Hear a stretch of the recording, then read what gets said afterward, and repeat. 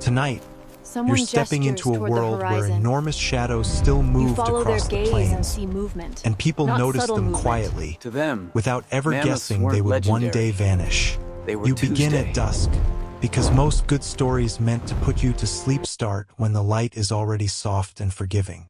The air is cool but not cold, the kind of temperature that makes your shoulders drop without asking permission. Somewhere nearby, grass moves in a slow wave, responding to wind that hasn't yet decided where it's going next.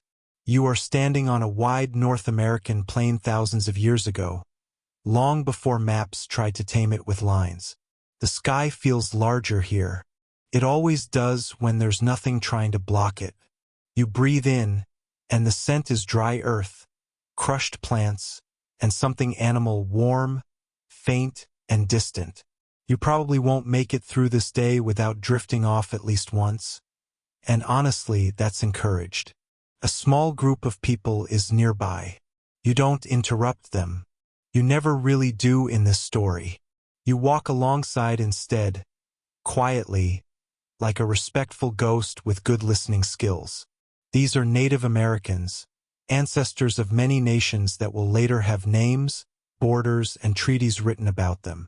Right now, they are simply people living where they are because that's where life works. Someone gestures toward the horizon. You follow their gaze and see movement. Not subtle movement, heavy movement. The ground doesn't shake exactly, but it thinks about it.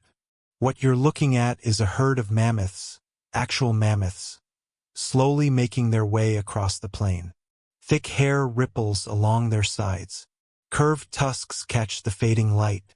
Their presence feels calm, but serious, like furniture that could kill you if tipped over. Here's your major historical fact for this section. Slipped gently into your pocket. Humans and mammoths coexisted in North America for thousands of years. This isn't myth or exaggeration. Archaeological sites like Clovis and others show clear evidence that Native American ancestors hunted, scavenged, and lived alongside these enormous animals. To them, mammoths weren't legendary. They were Tuesday. The people near you don't stare in awe. They observe. There's a difference. Awe burns energy. Observation conserves it. You can tell this animal matters deeply, not just as food, but as a presence. Bones will become tools. Hide will become shelter. Stories will grow around it like moss on stone. An obscure cultural tidbit drifts in here.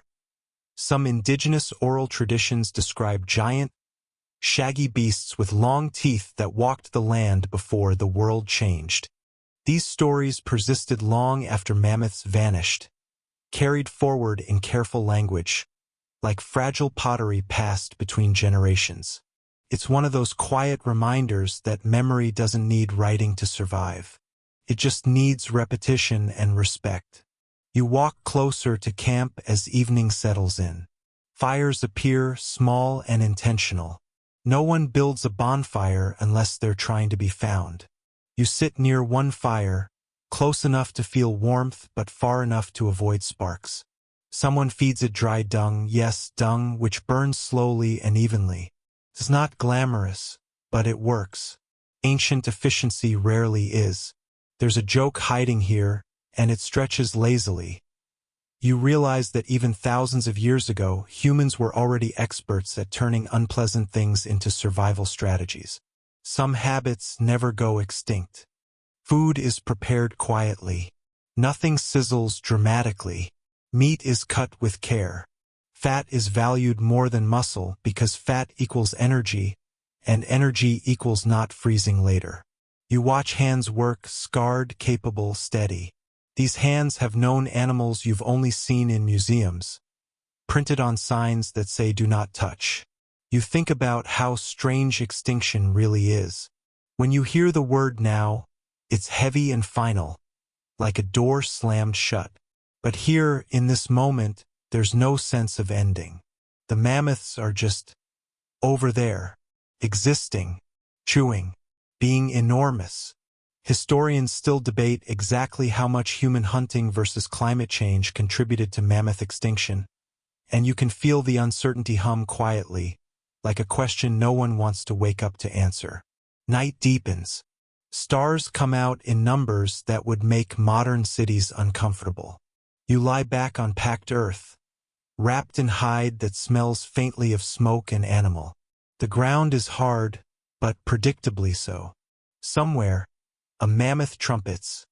Low, distant, unbothered. You remember the horizon they walked across earlier. It will come back later. It always does. Your breathing slows. The fire crackles in a polite, non-distracting way. And without any sharp edges or announcements, the story keeps going. Morning arrives without drama. No alarm. No schedule notification. Just light, gently pushing at the edge of your closed eyes until you accept it. The air is cooler now, sharpened by night, and your breath briefly becomes visible before deciding it's too early for that effort. You rise slowly, because rushing has never improved history. Around you, camp stirs. People stretch. Someone yawns in a way that suggests this is not their first millennium doing this. Fires are coaxed back to life, not rebuilt, because waste is rude even to yesterday. You walk with a small group toward water. The land feels different in daylight, more honest. Tracks appear everywhere once the sun points them out. Hooves, paws, massive, round impressions that make your foot look like a typo. These belong to mastodons. They look similar to mammoths if you squint through several thousand years of confusion. But they're different animals, shorter legs, longer bodies, teeth better suited for chewing leaves instead of grass. Mastodons prefer forests. Mammoths like open plains. It's a classic case of neighbors who wave politely but don't borrow sugar. Another major historical fact slides in quietly. Mastodons survived in parts of North America until around 10,000 years ago, overlapping extensively with Native American populations. Their bones appear in campsites, tool-making areas, and even ritual contexts. These animals weren't just hunted. They were known. The group pauses near a tree line. Someone points out broken branches, stripped bark, mastodon feeding signs. There's no fear in the gesture, only awareness. Fear wastes energy. Awareness saves lives. You store that away, like advice you'll forget immediately and then rediscover at 2 a.m. later in life. Here comes the obscure detail, patting in softly. Some mastodon tusks show where patterns suggesting they were used to dig for roots and even ice-covered vegetation. Imagine an animal casually plowing through frozen ground like it's checking the fridge for snacks. You help gather plants, tubers, seeds, berries that survive the night. No one explains what's edible. You just follow. Learning here is observation-based, not tutorial-based. There's no "Are you still watching?" prompt. If you mess up, nature corrects you. As the sun climbs, you hear something heavy moving through brush. Not aggressive, just large. A mastodon appears between trees, shaggy and deliberate. It stops, looks at you. You look back. This moment stretches comfortably, like two strangers acknowledging each other in an elevator that isn't awkward for once. There's a subtle joke in how underwhelming this feels. You grew up thinking extinct animals would feel epic, cinematic, orchestral. Instead, this feels domestic, like seeing a cow with better posture. The mastodon moves on. No chase, no violence, just coexistence doing its quiet thing. Later, back at camp, tools are worked. Stone meets stone. Bone meets intention. Someone uses a mastodon rib as a digging implement. Someone else sharpens a point that may one day meet a mammoth or a deer or nothing at all. Not every tool fulfills destiny. Some just exist and wait. Scholars still argue about how symbolic extinct megafauna were in early Native American belief systems, because meaning doesn't fossilize as neatly as bone. The afternoon warms. Children play near the edge of camp, reenacting hunts with sticks and exaggerated seriousness. One pretends to be a mammoth, complete with arm tusks. Everyone laughs quietly. Humor, you realize, survives everything, including extinction. You sit again. The horizon returns, the same one from last night, unchanged, dependable. Mammoths are visible again, further now, moving like slow thoughts across the land. You feel something gentle and heavy settle in your chest. Not sadness, not nostalgia, just awareness that this world is full, and no one here knows it will empty in specific ways. The fire is lit early again. Evening always comes, whether you're ready or not. You lie down, listening to distant animals that history will someday mislabel as myths. And as sleep pulls you under, the story continues without needing you to witness every step. You wake before sunrise, not because anything is wrong, but because the world has decided it's time again. The air is thin and pale, stretched gently across the land like fabric left out overnight. Somewhere nearby, something large exhales. You don't open your eyes yet. You let the sound exist first. It's steady. It belongs here. When you finally sit up, you notice how quiet everything feels. Not empty, just settled. The people around you move softly, as if volume itself might disturb the balance. Fires are coaxed awake again, never startled into flame. You are learning slowly that subtlety is the real technology here. Today, the land slopes downward. You walk toward wetter ground, where grass grows thicker and the soil holds onto footprints like it's collecting souvenirs. The smell changes. Damp earth, standing water, life that hums instead of crunches. And then you see them. Not mammoths this time. Not mastodons. These are giant ground sloths. They rise slowly from the edge of the trees, enormous and upright, like something nature built and then forgot to scale down. Their fur hangs in long, uneven sheets. Their claws curve inward, long enough to make you reconsider every bad decision you've ever made. But their faces are calm, almost sleepy. You feel an unexpected kinship. Here's the major historical fact drifting in gently. Giant ground sloths, species like Megalonyx and Eremotherium, lived across much of the Americas and were present during early human settlement. Native Americans encountered them, and in some regions likely hunted them. These were not fantasy creatures. They were neighbors with poor posture. The people with you don't approach. They watch.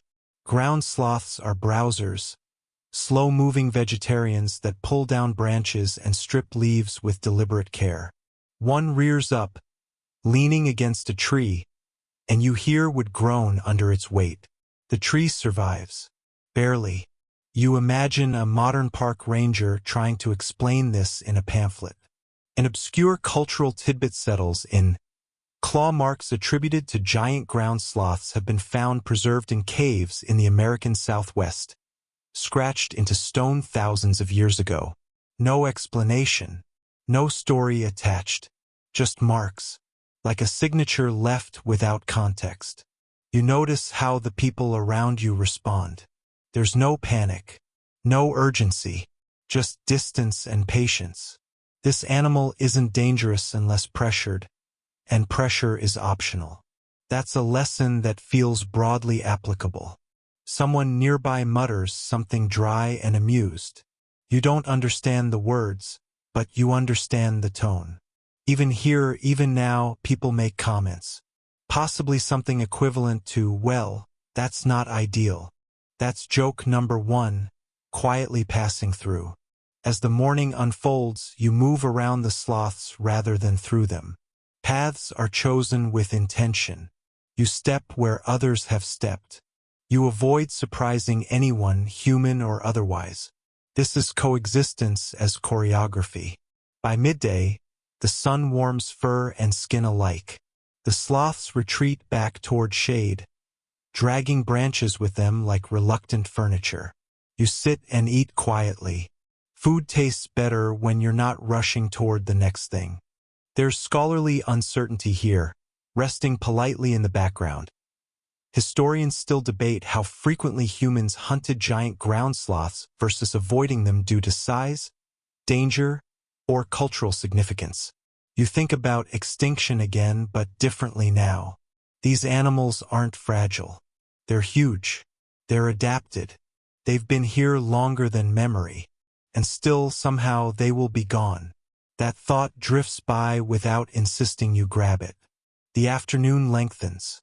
Shadows stretch. Someone tells a story, mimicking the slow movements of a sloth, exaggerating the pause before each step. Children giggle. Adults smile without teeth showing. Humor again, quietly stitching people together. You lie back in grass flattened by creatures larger than buildings. The ground feels cool, solid, real. And as sleep edges in, you realize something unsettling and comforting at once. Extinction doesn't arrive loudly. It arrives like this, slowly, while everyone is busy living. The land changes again as you travel. Trees thin out. Grass gives way to open ground, and then to something drier, more brittle. The sky feels harsher here, wider in a way that offers less protection. Wind moves freely, unchecked by branches or hills. You adjust your posture without thinking, leaning into it slightly. You've been here long enough to learn that small adaptations matter. You notice bones before you notice the animal. Large ones, sun-bleached, half-buried, ribs like collapsed tents. A skull with empty sockets staring patiently at nothing. No one treats it like a spectacle. No one avoids it either. Bones are part of the map. This belonged to a camel. Yes, a camel. In North America. Here comes your major historical fact, delivered softly. Camels originated in North America and lived there for millions of years before going extinct on the continent around 10,000 years ago. The camels you associate with deserts elsewhere are descendants of North American species that migrated across land bridges. The irony is so thick you could stretch it into a blanket. The people with you know these animals well, or knew them. Camels here were adapted to cooler climates, tall and sturdy, with long legs for covering distance and wide feet for uneven ground. They were excellent at surviving in places where water and certainty were equally scarce. An obscure tidbit wanders in, some fossilized camel dung has been found preserved in caves, offering insight into their diet and seasonal movement. Even their digestion left behind data. History really does watch everything. You walk toward a low ridge and see movement in the distance. Living camels this time. Fewer than you expect. They move with a slow, rolling gait, heads bobbing gently. Not dramatic. Not majestic. Just a functional. You feel oddly protective of them, even though time hasn't asked for your opinion. There's a quiet joke here you almost miss. These camels look exactly like animals that would eventually be blamed for spitting at tourists. You suspect the reputation came later. As the day progresses, you follow their tracks briefly, not to hunt, but to understand. Tracks tell stories if you're patient. Speed, direction, weight. You kneel, pressing your fingers into impressions still holding shape. This animal passed recently. Recently enough that the land remembers.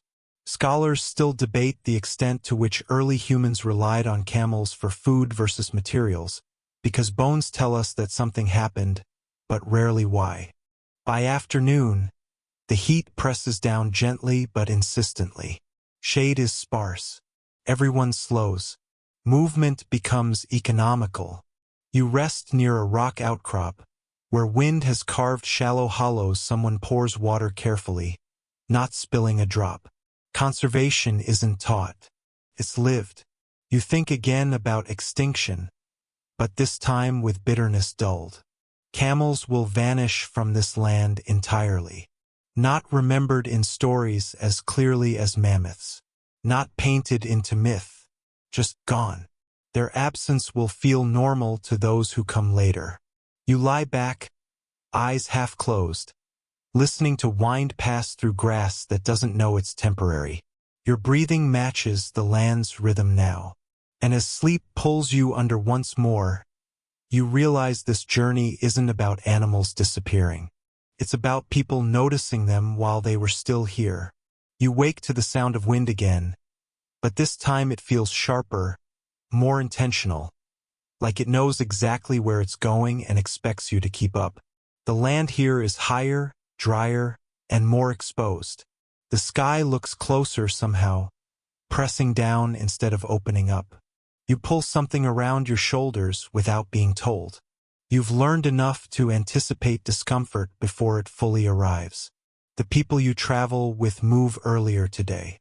There's a sense of quiet purpose, the kind that doesn't rush but also doesn't linger. Fires are smaller. Breakfast is efficient. Someone chews thoughtfully, staring at nothing in particular. You get the sense that something waits ahead, not danger exactly but effort. As the sun climbs, the ground hardens underfoot. Grass thins into scrub. Stones appear more often, sharp-edged and unapologetic. You step carefully. The land here doesn't forgive distraction. Then you see it. At first, it looks like a hill that decided to move. A broad-backed shape crests a rise and pauses, silhouetted against the pale sky. His head lifts slowly. Two horns curve upward, heavy and serious, like punctuation marks at the end of a sentence. This is a giant bison. Not the modern bison you might imagine, already impressive, but bison antiquus, larger, taller, broader. A living wall of muscle and fur. His presence changes the mood immediately. Conversations stop. Even the wind seems to reconsider itself. Here comes the major historical fact, eased in gently. Ancient bison species like Bison antiquus roamed North America in vast numbers and were a cornerstone of Native American survival for thousands of years. These animals provided food, clothing, tools, shelter, and spiritual meaning. Entire lifeways bent themselves carefully around the movements of these herds. The bison doesn't charge. It grazes, slowly, deliberately. Each step compresses earth into memory. You feel small but not insignificant, just correctly sized. An obscure cultural tidbit settles in beside you. Some Plains tribes used bison shoulder blades as digging tools and ceremonial objects, believing they carried the strength and endurance of the animal. Even bones had jobs to do. The people with you don't approach openly.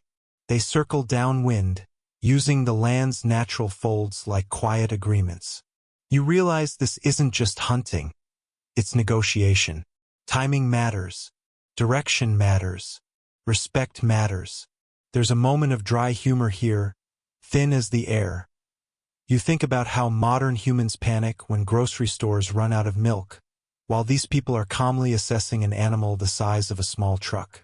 Perspective is a powerful sedative. The hunt, when it happens, is swift and coordinated. You don't watch every detail. You don't need to. What matters is the aftermath. Silence, gratitude, efficiency. Nothing is wasted. Meat is portioned. Hide is prepared. Bones are set aside with intention. This animal will not disappear into abstraction. It will remain present in many forms. Historians still debate how early hunting strategies impacted bison population dynamics over long periods, because abundance can hide decline until it doesn't. As evening comes, camp feels fuller. Not louder, fuller. Fires glow a little brighter. There's a shared weight in the air. Not guilt, not triumph, but acknowledgement. Life taken, life continued. The balance is delicate and known. You sit with your back against packed earth, watching sparks rise and vanish. The bison's silhouette lingers in your mind, heavy and calm. Sleep comes easier tonight. The land hums with sustenance. And somewhere in the dark, herds still move, unaware of the word extinct waiting patiently in the future. Morning smells different after a hunt. Richer, earthier. The air carries layers, smoke, drying hide, fat warming slowly. You wake wrapped in that scent, and for a moment, it feels like the land itself is breathing you in instead. People are already working, quietly. No one rushes. Preservation takes time, and time is something you make room for, not something you chase. Strips of meat hang on wooden frames, turning gently in the breeze. Someone tends a low, smoky fire meant not for warmth, but for patience. You help where you can, holding, carrying, watching, learning without instruction. Your hands smell like animal and ash, and you accept it without commentary. Beyond camp, the plains stretch again, and movement catches your eye. Smaller shapes this time, faster, more nervous. A cluster of animals darts and stops, ears swiveling independently, bodies coiled like questions waiting for answers. Pronghorns. They don't look ancient at first glance. Sleek, light, almost delicate, but they are survivors from a much older world. Here's your major historical fact, offered softly. Pronghorns evolved to outrun extinct North American predators like the American cheetah, which disappeared around the end of the last ice age.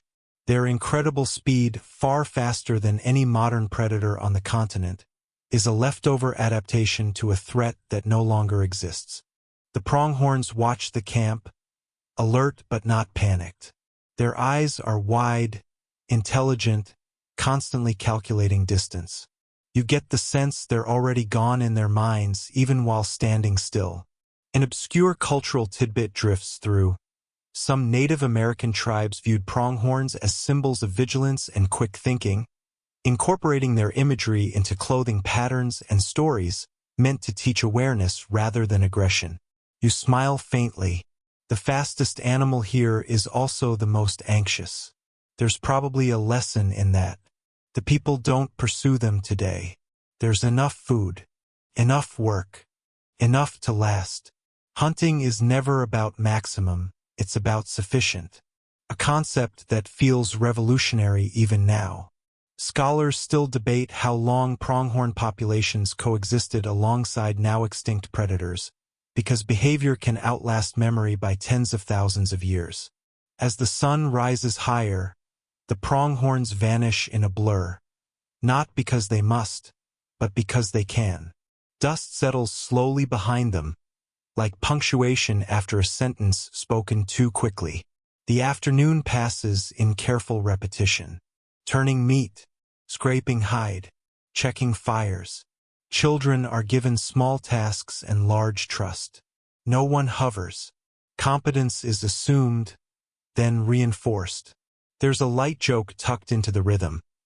You realize that this entire system runs without meetings, emails, or motivational posters, and yet somehow functions beautifully. As evening approaches again, you walk to the edge of camp. You look out across land filled with animals that feel permanent. Bison, pronghorns, creatures shaped by threats that no longer walk the earth. You sit down. The ground is cool, familiar now.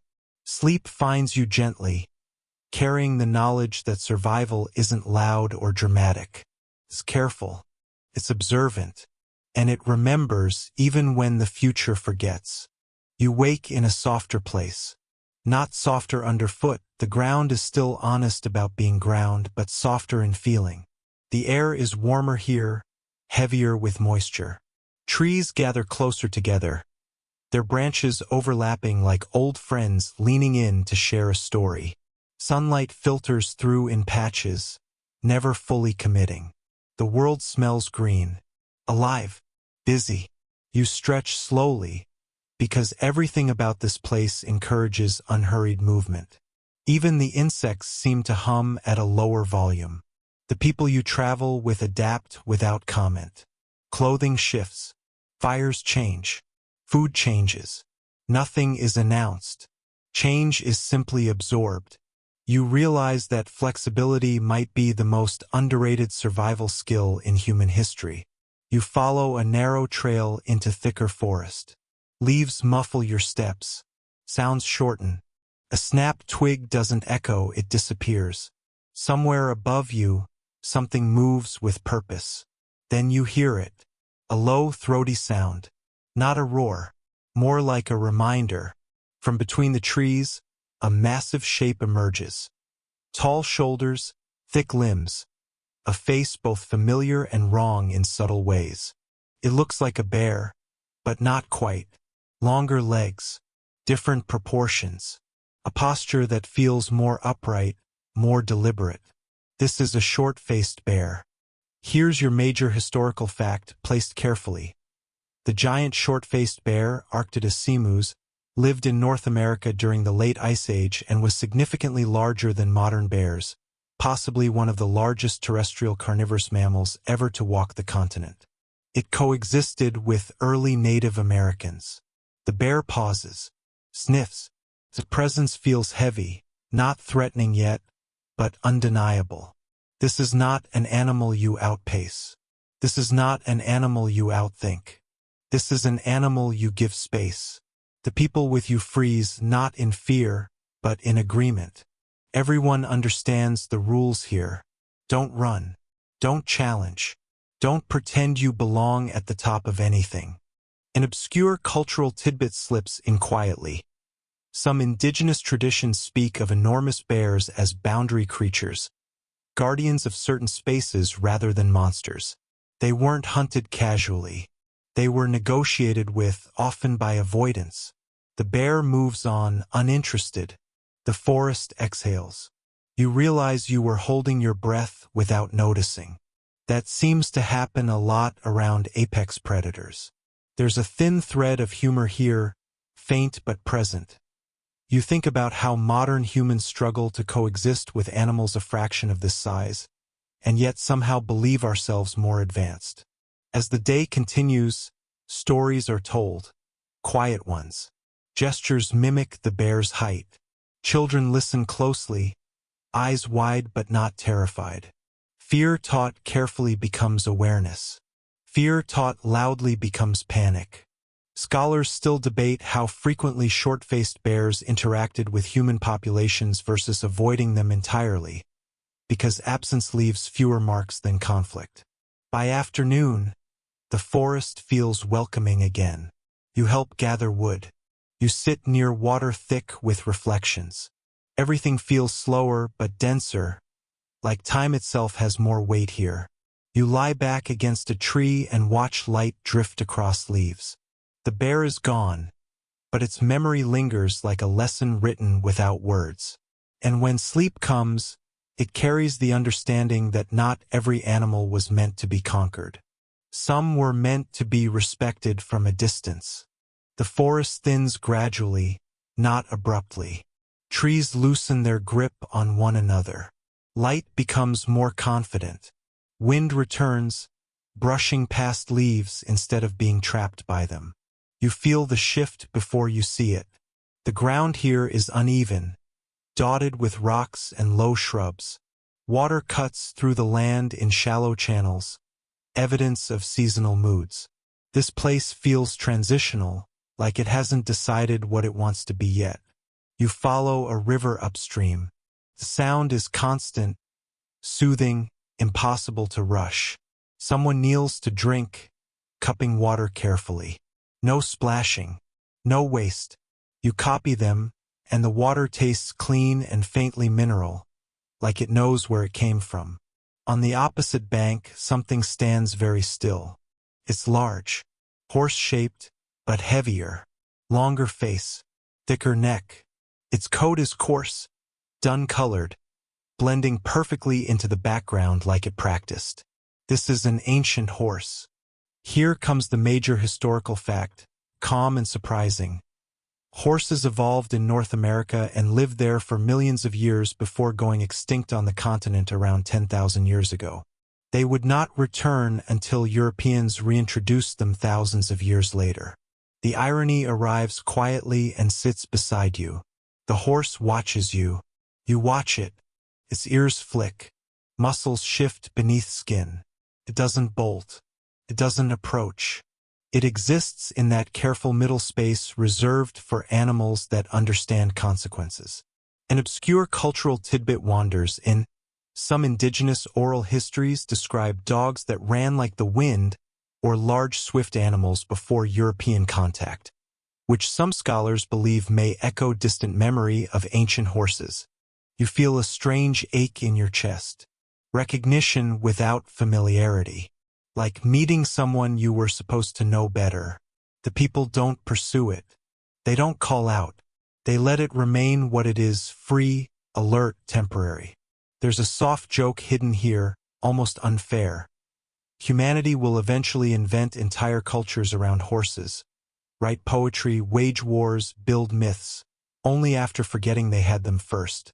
Scholars still debate how widespread horse populations were at the time of their extinction, because absence again refuses to leave clear instructions. As the sun lowers, the horse turns and disappears into brush, silent and efficient. The river keeps moving. The land absorbs the moment without commentary. You sit and listen. Everything continues. Nothing announces its ending.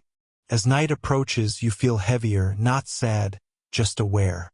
These animals surround you now, alive and ordinary. Soon, many will vanish. Not in a single moment. Not dramatically. Just quietly. You lie down near the river, the sound of water pulling your thoughts apart into something manageable. And as sleep takes you again, you carry the unsettling comfort of knowing that history doesn't warn you when you're standing inside something irreplaceable. You wake to the sound of water again, but it's different now, broader, slower, more confident. This river isn't rushing anywhere. It has already decided it will arrive eventually. Mist clings to its surface like the river is still half asleep, reluctant to give itself fully to the morning. You sit up slowly, because the ground here feels old, layered with stories pressed into sediment. Your body has learned this rhythm now. Wake gently, observe first, move second. Somewhere along the way, urgency fell off you like an unnecessary coat. The people around you stir. Someone tosses a pebble into the river and watches the ripples expand, intersect, fade. No reason, just curiosity. You admire that. As the fog thins, shapes emerge along the far bank. Massive, armored, and absolutely unconcerned with being seen. Glyptodons. They look like enormous turtles that forgot to stop growing. Dome-shaped shells rise nearly as high as a person's chest, patterned with geometric plates like careful stonework. Their tails end in heavy clubs, swinging gently as they move. Each step is deliberate, ancient. Here's your major historical fact, eased in like a whisper. Glyptodons, giant armored relatives of modern armadillos, lived in parts of North America until around 10,000 years ago, overlapping with early Native American populations, especially in southern regions. They graze slowly, heads low, shells catching light in dull highlights. You realize quickly that attacking one would be ambitious, possibly foolish. The people with you seem to agree. No one even suggests it. An obscure cultural tidbit drifts in. Some fossil glyptodon shells show markings that may have been used as shelters or coverings by humans long after the animals died, turning protection into architecture. You imagine someone ducking beneath that shell during rain, tapping it thoughtfully, thinking, yes, this will do. There's a quiet joke hovering here. The glyptodon looks like nature's way of saying, I've had enough of being bitten. And honestly, fair. The animals continue along the riverbank, barely noticing you. Their confidence feels earned. Predators once tested that armor. Predators are gone now. The glyptodons remain, at least for the moment. Scholars still debate how much human interaction contributed to their extinction versus changing climate and vegetation, because sometimes disappearance is the result of many small pressures aligning unhelpfully. As the day warms, you move away from the river into rolling grassland. The land rises and falls gently, like breathing. In the distance, you spot movement again, this time lower to the ground, faster, more coordinated. Dire wolves. They travel in loose formation, larger than modern wolves, with heavier builds and broader heads. Their fur is thick, mottled. Their presence is alert but not frantic. They look competent. Here's your second major note for the day, tucked into the same breath. Dire wolves lived across North America during the Ice Age and went extinct around 9,500 years ago. They coexisted with early Native Americans and hunted large prey, often in packs. The wolves pause at a distance, watching. You feel watched in return, not hunted, not threatened. Assessed. The people with you stand calmly. Eye contact is brief. No one tries to dominate the moment. An obscure detail slides in quietly. Fossil evidence suggests dire wolves had stronger bite forces than modern wolves, adapted for cracking bones of large prey. Efficiency, perfected. You notice how the wolves eventually turn away, uninterested. The world here is full enough that not every interaction needs escalation. That alone feels like wisdom. As evening approaches, the light turns gold and then amber, stretching shadows long and thin. The glyptodons are gone now. The wolves too. Only their impressions remain, pressed gently into earth. You lie back in grass bent by countless feet, listening to insects start their evening work. Your body feels heavier, but not tired, anchored. And as sleep drifts closer, you realize that extinction doesn't erase presence immediately. It lingers in the way land remembers weight. The morning begins with birds you don't recognize. Not because they're extinct, but because you've forgotten how many voices the sky can hold at once. Their calls overlap, interrupt, resume. No hierarchy, just sound existing because it can. You rise and follow the group into higher ground again. The terrain here is broken. Rocky outcrops, shallow caves, places where wind and water have argued for centuries. This is land that keeps secrets well. Inside one overhang, you notice markings on stone. Not art exactly. Scratches, grooves, intentional but not decorative. Someone runs a hand across them gently, like greeting an old acquaintance. These are tool marks, evidence of repeated visits, repeated hands. Beyond the rocks, movement draws your attention. Something tall and narrow steps into view, pausing to scan the landscape. Its neck stretches upward. Its ears twitch independently. Its legs look too thin for its height, like they were sketched quickly and never revised. This is a stag moose. Not quite a moose as you know it. Taller, longer-limbed, lighter frame. Its antlers are wide and strange, catching the light like skeletal trees. Here comes your major historical fact, resting gently. Several species of large deer and moose-like animals lived in North America during the late Ice Age, including forms larger and more slender than modern moose, coexisting with early Native Americans. The animal moves with caution, every step tested. It doesn't run immediately. It listens. You find yourself listening too. An obscure cultural tidbit arrives softly. Some indigenous stories describe enormous deer-like beings associated with forests and thresholds, creatures that appear briefly and vanish, leaving only tracks and memory. The stag moose turns and melts back into trees, its outline dissolving faster than you expect. You blink, half wondering if you imagined it. There's a dry little thought tucked in here. If this were a modern sighting, someone would absolutely film it vertically and miss the point entirely. The people continue on, unbothered by mystery. Mystery here is not something to solve. It's something to live alongside. As the sun climbs, the day fills with ordinary tasks. Gathering, walking, waiting. The land feels full, almost crowded with life, and yet peaceful. You begin to understand that abundance doesn't have to feel chaotic. Scholars still debate how many large herbivore species vanished in a relatively short time at the end of the Ice Age, because the fossil record preserves bones, not tempo. By afternoon, you sit on a rock warmed by sunlight. Your hands rest on your knees. Your breathing matches the wind's pace.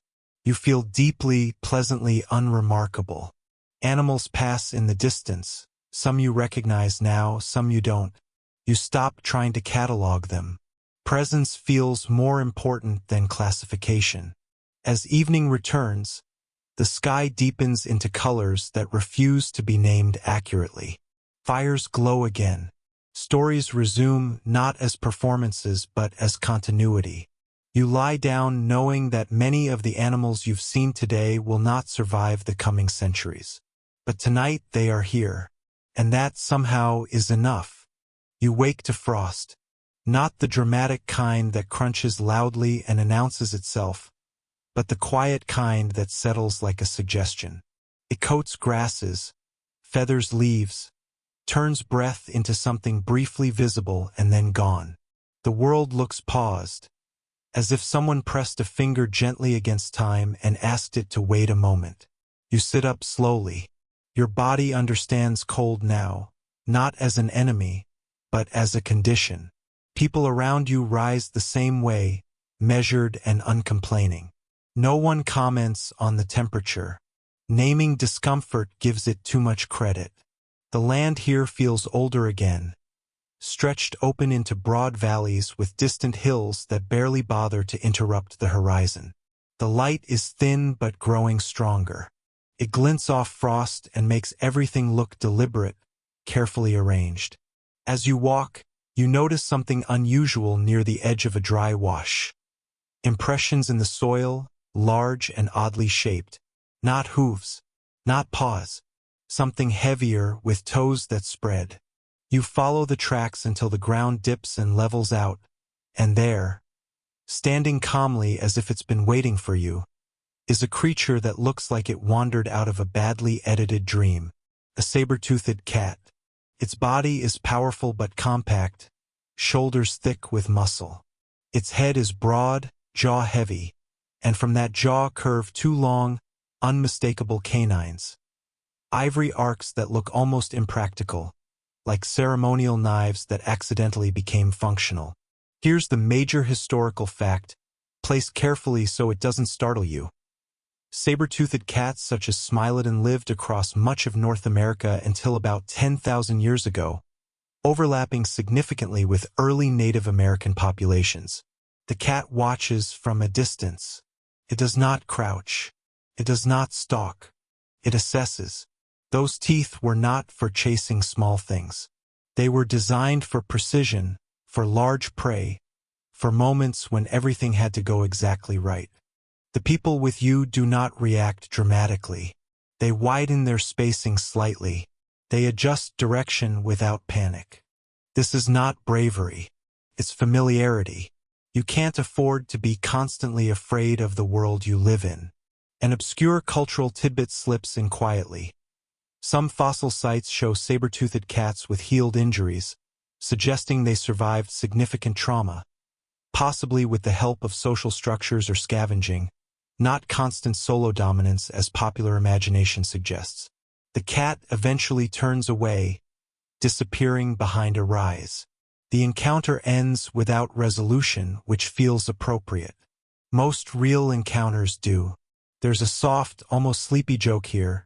You realize that modern humans struggle with house cats knocking things off tables, and this is what cats used to be doing with their time. The day unfolds gently after that.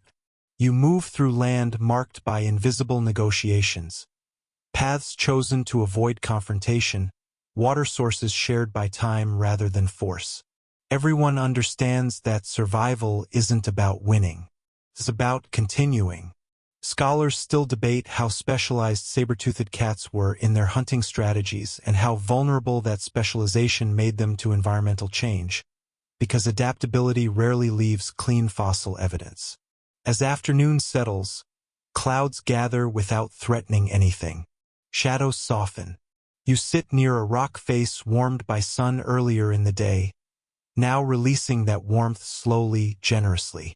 You think about teeth, about claws, about how many of the animals you've seen carry tools built into their bodies, perfectly suited to worlds that are quietly slipping away.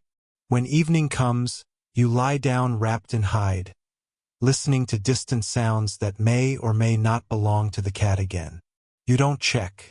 Trust has replaced vigilance. Sleep comes with the calm understanding that not everything dangerous is cruel. Some things are simply precise. Morning arrives with birds again, but fewer this time. The air feels heavier, holding on to moisture. Clouds sit low, as if unsure whether to leave or stay. You stretch and notice how natural the movement feels now. Your body has stopped asking questions. The land transitions gradually into something softer underfoot. Muddy patches, reeds, shallow pools reflecting the sky in broken pieces. This is a wet place, a place where water lingers and life stacks itself in layers. You follow the sound of splashing, not frantic, just repetitive. Something large is moving through shallow water, unconcerned with subtlety. Then you see it. A shape rises from the marsh, tall and long-necked, with a body built like a walking tower. Its head is oddly shaped, almost horse-like but heavier. Its legs end in broad, padded feet that press water outward with each step. This is a gomphothere. Here comes your major historical fact, delivered gently. Gomphotheres were elephant-like animals with long trunks and, in some species, lower tusks as well as upper ones. They lived in North America until around 10,000 years ago and coexisted with early Native American populations. The gomphothere moves slowly, trunk curling around reeds, pulling them free with patient strength. Water drips from its tusks. Birds scatter and resettle behind it like punctuation marks. The people with you stop and watch. There's no hunger in their gaze right now, just attention. An animal this large demands planning, and today is not a planning day. An obscure cultural tidbit floats in. Some fossil gomphothere tusks show where patterns suggesting they were used for digging or stripping vegetation, making them surprisingly versatile tools attached to a very large body. You notice how calm the animal seems. Not dull, not unaware, just unhurried. It exists at a pace that assumes the world will accommodate it. There's a quiet joke drifting beneath the surface. This creature looks like it would absolutely ignore traffic signals if given the chance. The gomphothere eventually moves deeper into the marsh, its back sinking lower until only the top of its head and trunk remain visible, then gone entirely. The water smooths itself as if nothing happened. Scholars still debate how widespread gomphotheres were at the time of their extinction, because wetlands preserve stories unevenly. The day continues with gathering. Plants pulled from mud, roots washed carefully, hands stained dark with soil. The work is slow and satisfying. No one rushes wetland food. It demands respect.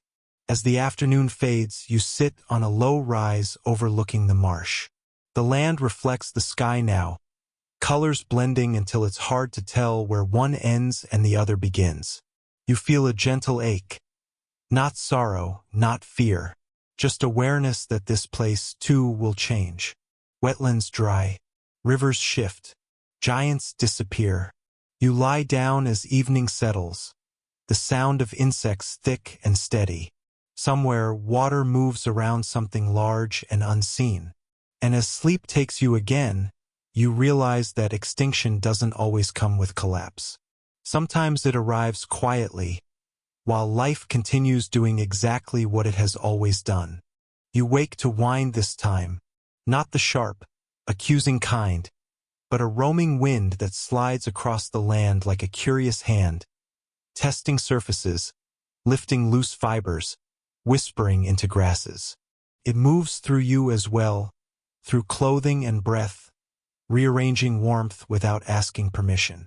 The land has changed again, almost imperceptibly, but enough that your feet notice first. The soil is firmer here, cracked in places, stretching wide into plains that feel both generous and exposed.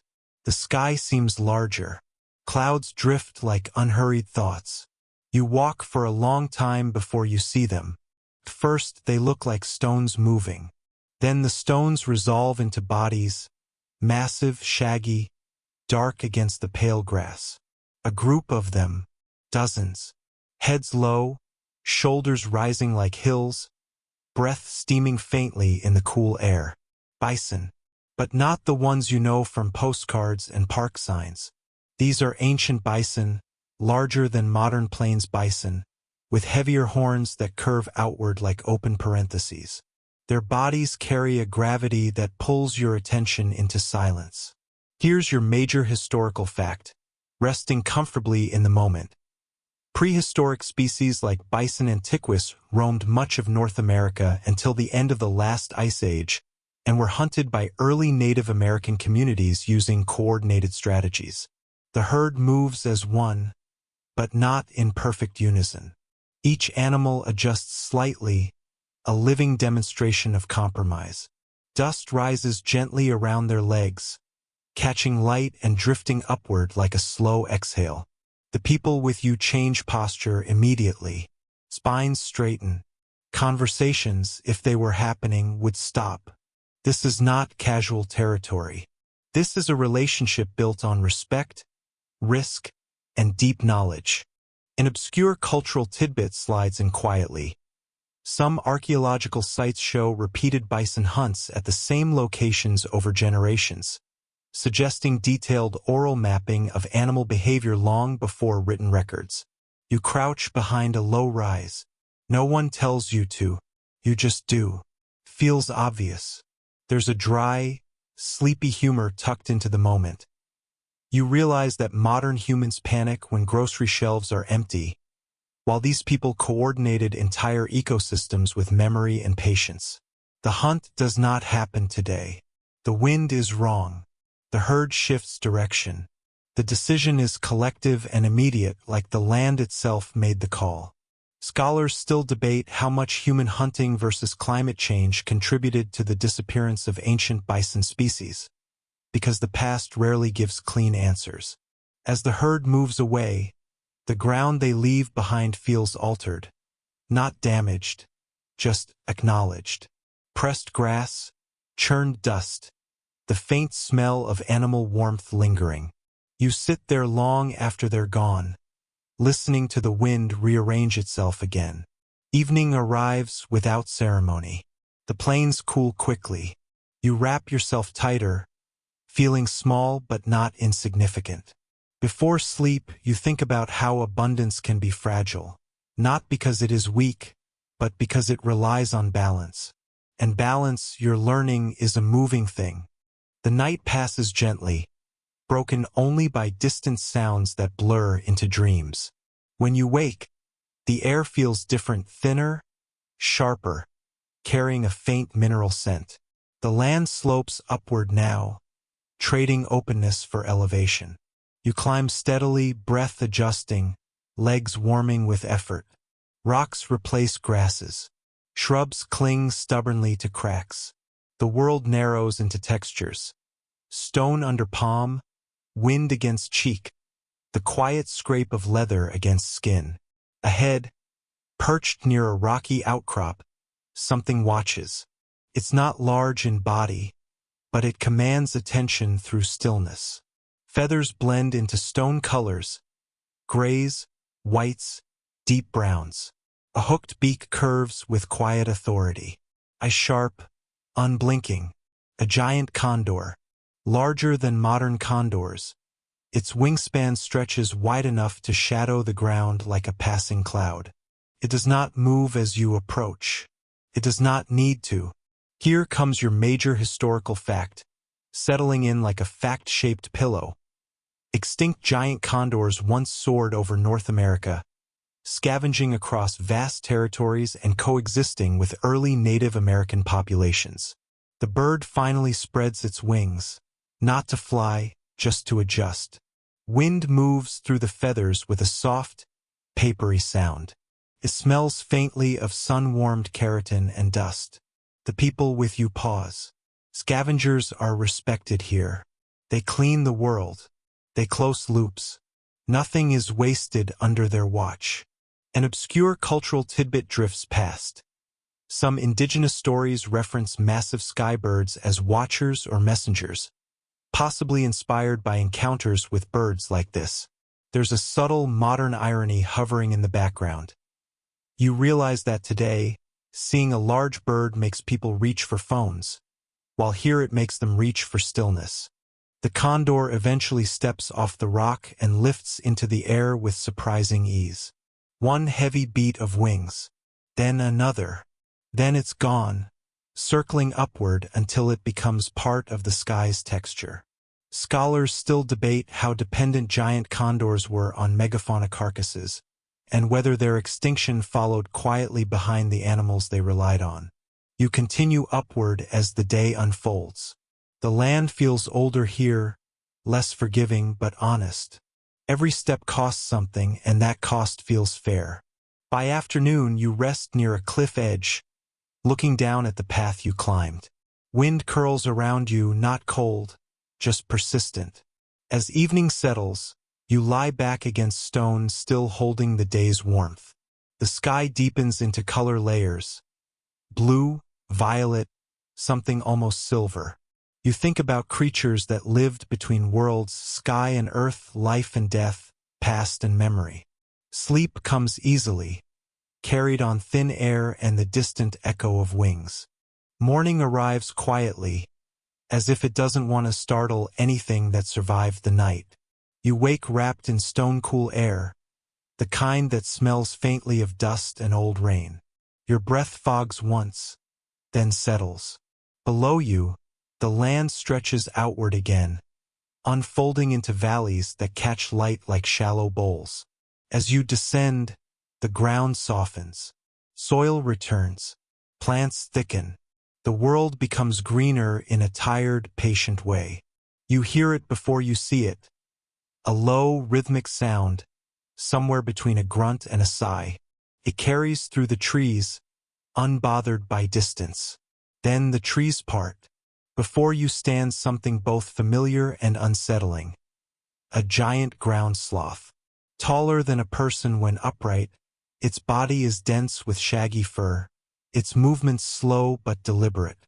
Claws curve from its forelimbs like carefully maintained tools. It is not in a hurry. It has never been in a hurry. Here's your major historical fact, arriving gently. Giant ground sloths lived across the Americas until around 10,000 years ago and overlapped with early Native American populations for thousands of years. The sloth reaches toward a tree, pulling branches down with calm confidence, stripping leaves with an efficiency that feels practiced. Each motion is economical, like someone who knows they have time. You notice something quietly strange. There is no fear in the air. Caution, yes. Respect, absolutely. But not panic. This is not a monster. This is a neighbor. An obscure cultural tidbit drifts into view. Some ancient petroglyphs and oral traditions describe massive, slow-moving forest beings, which some scholars cautiously suggest may reference ground sloths, remembered through generations. Your modern brain offers a sleepy joke. You think about how this animal would dominate the internet as the ultimate symbol of slow living, complete with inspirational quotes it absolutely did not ask for. The sloth pauses and looks at you. Its eyes are dark, reflective, unreadable.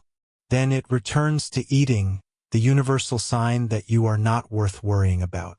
Scholars still debate whether human hunting or climate shifts played the larger role in the sloth's extinction, because even the slowest endings can be complicated. As you move on, the forest seems altered, not damaged, just rearranged. Sunlight reaches the ground differently. Fallen leaves pile in unfamiliar ways. You realize something quietly important. This animal shapes the land simply by existing. By evening, you reach a clearing. Smoke rises faintly from a small fire. The people with you speak softly, hands moving through familiar routines. Food is shared. Stories, if told, would be slow and unpolished. You lie back and watch embers drift upward, thinking about patience as a survival skill. Sleep finds you there, unhurried and heavy. You dream of movement during the night, heavy footsteps that don't shake the earth so much as persuade it.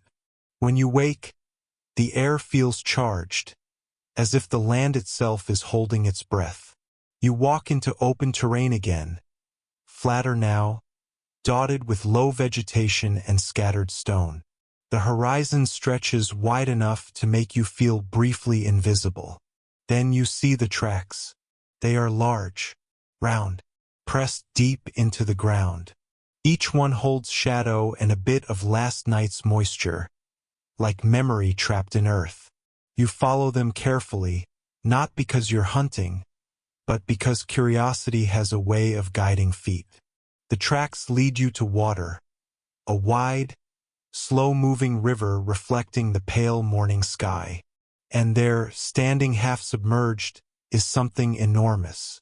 A mastodon. Its body is massive, shaggy, and dark, with long curved tusks that arc outward like frozen waves. It lifts its head slowly, water cascading from its trunk in glittering threads. Here comes your major historical fact, settling in with weight. Mastodons lived across much of North America until roughly 11,000 years ago and were known to early Native American peoples, who hunted them and incorporated them into stories. The mastodon moves with surprising grace for its size, shifting weight carefully, testing the riverbed with each step. Birds scatter nearby, annoyed but accustomed. An obscure cultural tidbit floats up. Mastodon bones were sometimes interpreted by later indigenous groups as remains of giant ancestors or spirit beings, long after the animals themselves were gone. There's a gentle, dry irony here. You think about how modern humans struggle to manage traffic, while these people coordinated encounters with animals the size of small buildings. No one approaches. No one needs to. This is observation, not interference. Scholars still debate how frequently mastodons were hunted versus scavenged, because evidence wears down faster than certainty. The mastodon eventually leaves the river, water streaming from its fur. Pauses, glances back once. Not at you exactly, but at the space you occupy. Then it disappears into the trees, branches bending around its passing like respectful nods.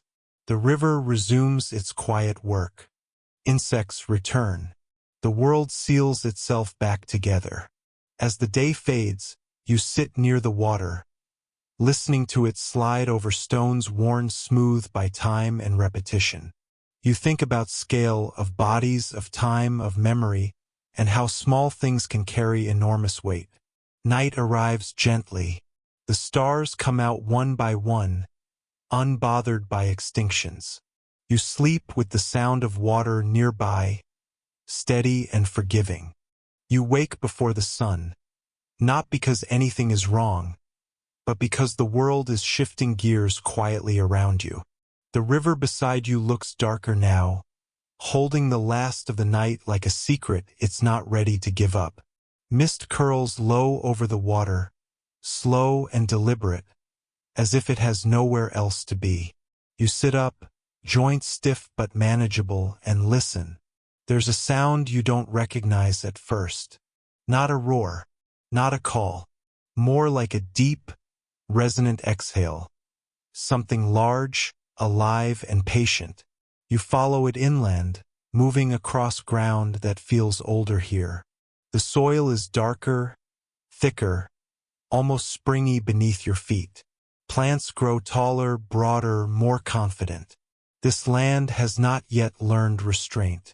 Then you see it, a short-faced bear, standing upright for just a moment before dropping back to all fours.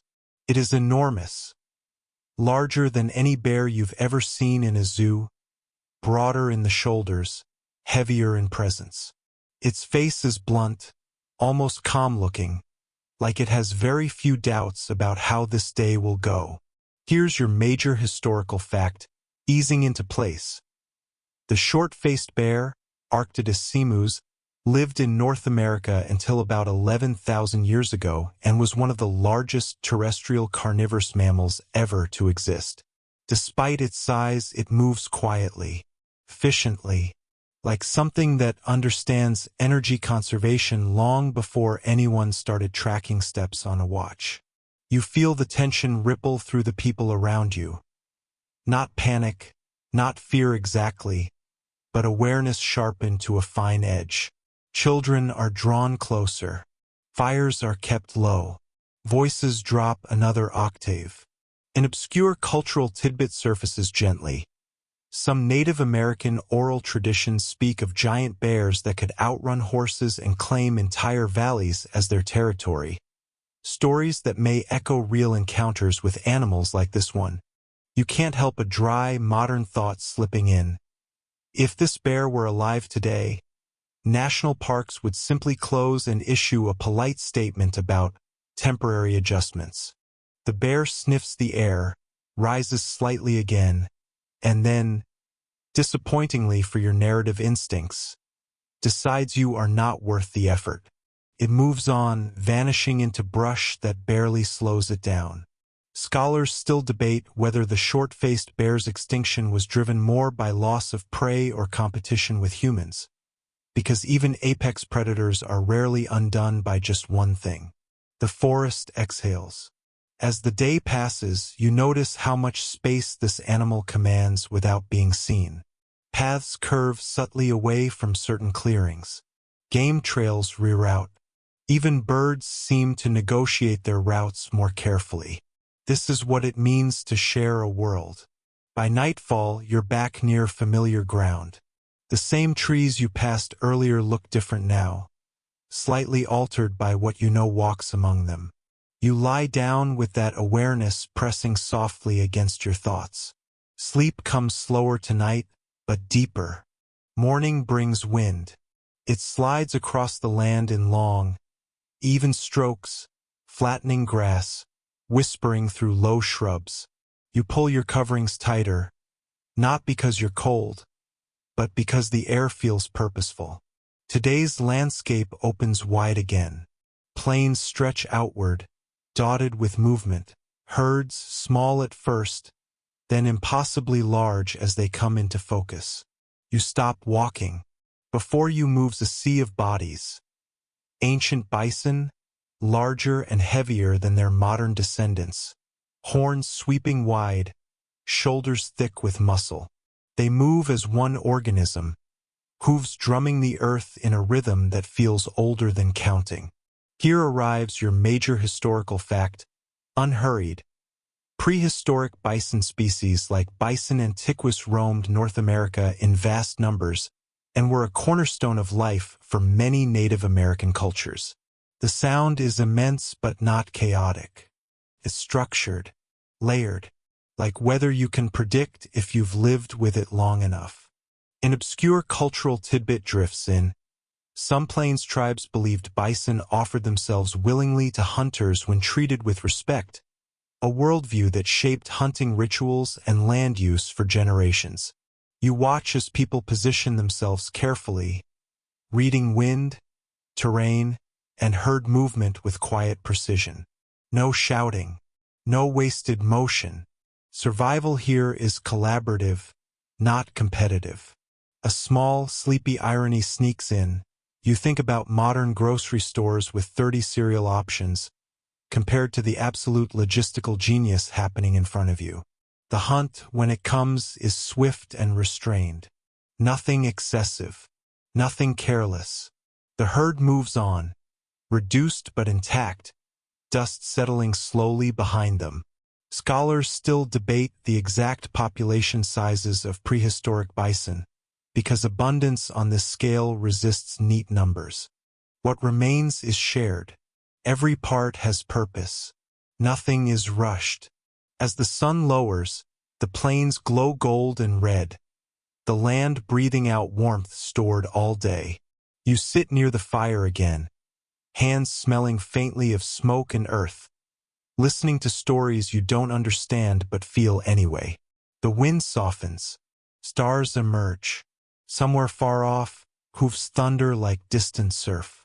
You sleep knowing the land is full, not empty, not waiting, just alive.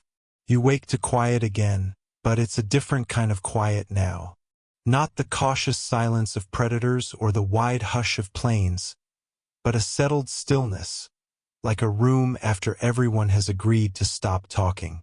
The land around you feels changed, not diminished, just adjusted. You walk through a shallow valley where grasses grow unevenly, where trees thin and then cluster again without obvious reason. The people with you move slower today, as if the world has asked them to pay closer attention. Then you see the bones. They are old, sun-bleached, half sunk into soil that has slowly accepted them back. A massive rib curves upward like a pale arch nearby. A skull rests at an angle, eye sockets filled with shadow and fallen leaves. This belonged to something large, larger than anything alive now. Here's your major historical fact, arriving with a hush. Many extinct Ice Age animals, mammoths, mastodons, giant sloths, were already rare or vanishing by the time later Native American cultures formed, leaving behind bones that became part of the landscape and the story world. No one treats the remains casually. They are not touched. They are not feared. They are acknowledged. An obscure cultural tidbit surfaces softly. Some indigenous traditions viewed large ancient bones as belonging to powerful beings from a previous world cycle, reminders that creation had already tried other versions before this one. You sit nearby, the ground cool beneath you, and think, sleepily, about how modern museums would surround this with glass, signs, and gift shops selling mugs shaped like femurs. Scholars still debate how much oral memory versus later interpretation shaped these stories, because memory itself evolves to survive.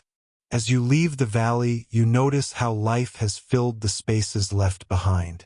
Smaller animals, denser plant growth, different rhythms. Extinction here is not a sudden ending. It's a long, quiet rebalancing. By evening, clouds roll in gently. Rain threatens but never quite commits. You lie down listening to the wind pass over grass that no longer bends under massive hooves. Sleep takes you with the feeling that the world has learned something, though it won't say what. You wake for the final time in this place to soft light and the sense that nothing urgent remains. The land feels familiar now, even comforting. You recognize paths. You remember the river's sound. You recall the weight of watching enormous lives move past without acknowledging you at all. You walk slowly, knowing, somehow, that you are nearing the edge of this journey. The people with you stop at a rise overlooking a broad stretch of land. No animals move there now, just wind, grass, and distant birds. Here is your final major historical fact, settling like a closing breath. By the end of the last ice age, North America had lost most of its megafauna, transforming ecosystems and human cultures in ways still felt today. An obscure cultural tidbit lingers gently. Some Native American creation stories speak of earlier worlds that ended not in fire or flood, but in quiet forgetting. You think, with soft irony, about how humans are very good at missing things only after they're gone. Keys, sleep, entire species. Scholars still debate whether this extinction wave was inevitable, because inevitability often feels clearer in hindsight. You sit, you rest, you listen. The world does not feel empty, feels edited. Smaller animals move through grass. Birds adjust their songs. The land continues, not mourning, not celebrating, just doing what it has always done. As the light fades, you feel yourself drifting too, not away from history, but deeper into it, where everything slows and blends. Your thoughts stretch out, growing softer, longer, less defined. Breathing becomes something you no longer supervise. Time loosens its grip. The land holds its quiet, and you let yourself rest there, surrounded by echoes, warmth, and the gentle understanding that nothing truly disappears. It only changes shape.